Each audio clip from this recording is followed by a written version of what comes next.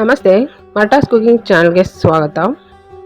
ಇವತ್ತು ನಾನು ಮಾಡ್ತಾ ಇದ್ದೀನಿ ಆಲೂಗಡ್ಡೆ ಮತ್ತು ಪನ್ನೀರ್ನ ಪರಾಠ.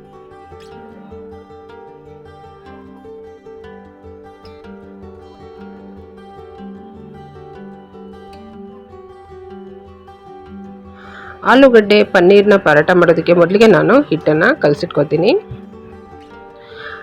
ಗೋಧಿ ಹಿಟ್ಟು ಹಾಕ್ತಾ ಇದ್ದೀನಿ, ಮತ್ತು ರುಚಿಗೆ ತಕ್ಕಷ್ಟು ಉಪ್ಪು ಮತ್ತು ಎಣ್ಣೆ.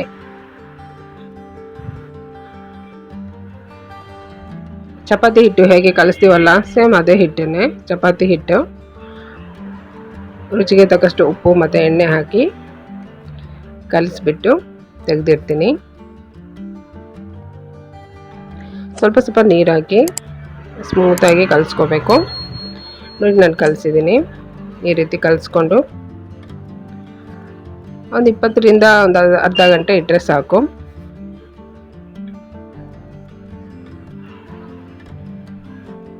ಈಗ ಸ್ಟಫಿಂಗ್ನ ನಾನು ರೆಡಿ ಮಾಡ್ತೀನಿ. ಅದಕ್ಕೆ ಆಲೂಗಡ್ಡೆ ಹಾಕ್ತಾಯಿದ್ದೀನಿ. ಆಲೂಗಡ್ಡೆ ಬೇಯಿಸಿಬಿಟ್ಟು ಚೆನ್ನಾಗಿ ಸ್ಮೂತಾಗಿ ಮಾಡ್ಕೊಂಡಿದ್ದೀನಿ. ನಾನು ಆಲೂಗಡ್ಡೆ ಸ್ವಲ್ಪ ಹಾಕ್ತಾಯಿದ್ದೀನಿ.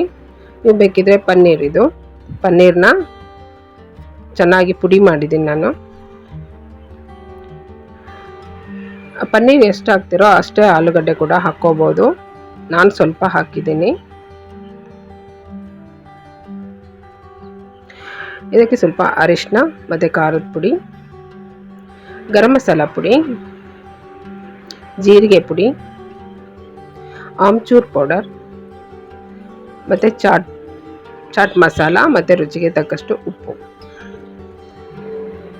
ಮತ್ತು ಕೊತ್ತಂಬರಿ ಸೊಪ್ಪು, ಇದಿಷ್ಟನ್ನು ನಾನು ಸರಿಯಾಗಿ ಮಿಕ್ಸ್ ಮಾಡ್ಕೊತೀನಿ.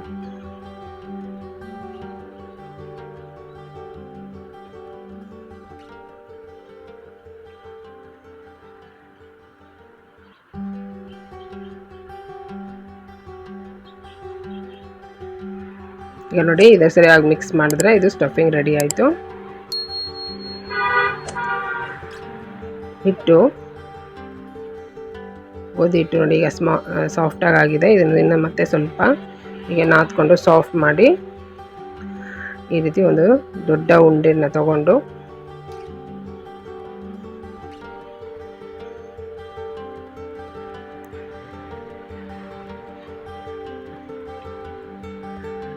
ಇದನ್ನು ಚಿಕ್ಕದಾಗಿ ಲಟ್ಟಿಸ್ಕೊಂಡು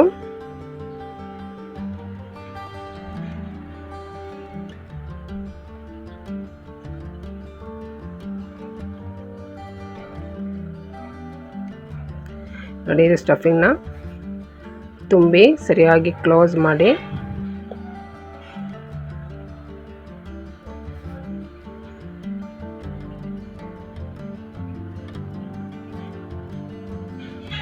ಈ ರೀತಿ ಮಾಡ್ಕೊಳ್ಳಿ. ಈ ಮೇಲೆ ಉಳಿದಂಥ ಹಿಟ್ಟನ್ನು ತೆಗೆದುಬಿಟ್ರೆ ಆಯಿತು. ಈ ರೀತಿ ಮಾಡ್ಕೊಳ್ಳಿ. ತುಂಬ ಗಟ್ಟಿಯಾಗಿ ಪ್ರೆಸ್ ಮಾಡ್ದೇನೆ ಸ್ಮೂತಾಗಿ ಇದನ್ನು ಸ್ವಲ್ಪ ಹಿಟ್ಟು ಹಚ್ಬಿಟ್ಟು ಲಟ್ಟಿಸ್ಕೋಬೇಕು.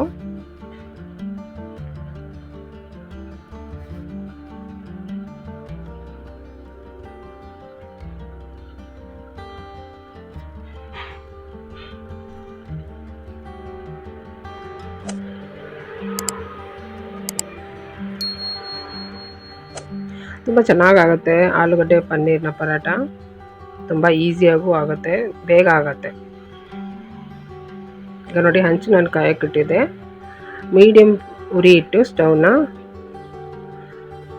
ನಿಧಾನವಾಗಿ ಬೇಯಿಸಬೇಕು.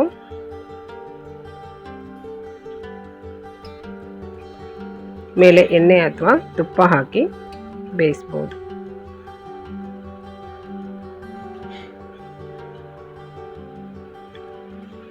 ಸ್ವಲ್ಪ ಟೈಮ್ ತೊಗೊಂಡು ಬೇಯಿಸಿ. ಅರ್ಜೆಂಟಲ್ಲಿ ಬೇಯಿಸ್ಬಿಡಿ, ಒಳಗೆಲ್ಲ ಬೇಯೋದಿಲ್ಲ. ನಿಧಾನವಾಗಿ ಮೀಡಿಯಮ್ ಫ್ಲೇಮ್ ಇಟ್ಟು ಸ್ಟವ್ಗೆ ನಿಧಾನವಾಗಿ ಬೇಯಿಸಿದ್ರೆ ಚೆನ್ನಾಗಾಗುತ್ತೆ.